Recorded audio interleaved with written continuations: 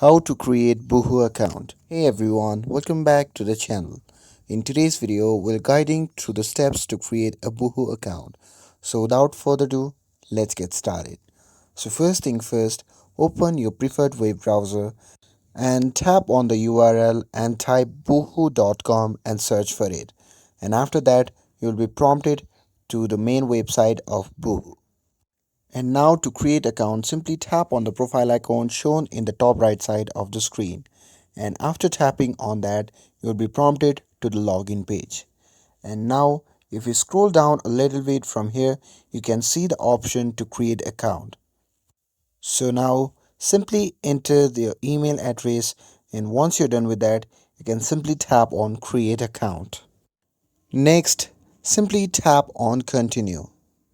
And after that you'll be prompted to the page where you have to enter your account information. So simply tap on the box below the email address and simply tap on the password section.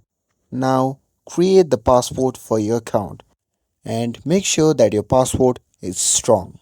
And once you are done with creating a password, simply tap on the confirm password section and re-enter your password again to confirm it. And after you have set your password, simply enter your first name and last name. And after that, provide your birth date. And once you're done with all that, you can simply scroll down to the bottom and tap on create account.